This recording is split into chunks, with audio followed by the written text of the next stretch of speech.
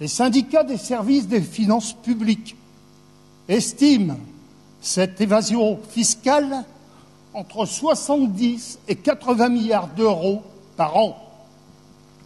Une somme faramineuse. Il y a des estimations plus hautes, hein. Oui, même, mais j'ai volontairement repris une fourchette basse. Une somme faramineuse supérieure au déficit public de la France sur un an est sensiblement égale à ce que rapporte l'impôt sur le revenu des personnes physiques. Aujourd'hui, nous sommes assujettis au prélèvement à la source pour l'imposition sur le revenu. Cela n'a pas l'air de se passer trop mal.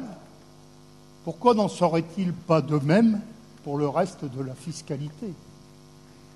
Ça, c'est la proposition. Alors, proposition concrète, là, je vous interromps juste sur la proposition je vous redonne la parole. Je vous interromps sur la proposition que vous faites pour la noter, c'est-à-dire que vous proposez d'utiliser le même dispositif pour aller chercher à la source la fiscalité sur les revenus les plus élevés qui échappent aujourd'hui à l'impôt. Oui, on est d'accord ? Et sur les entreprises également.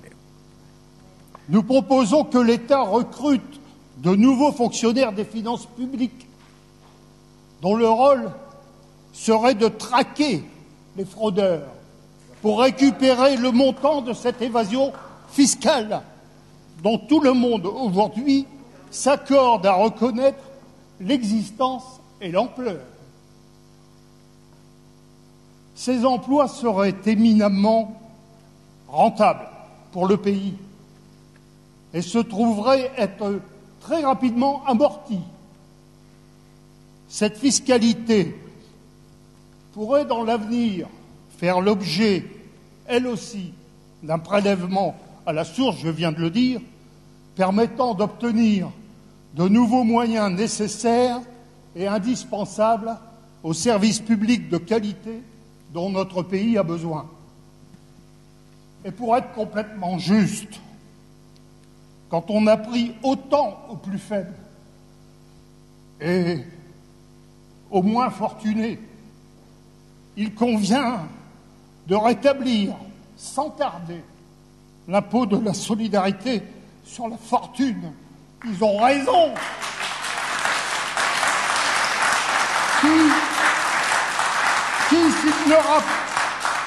S'il ne rapporte que 5 milliards par an à l'État, constituerait un signe significatif de simple justice au plus haut niveau de l'État.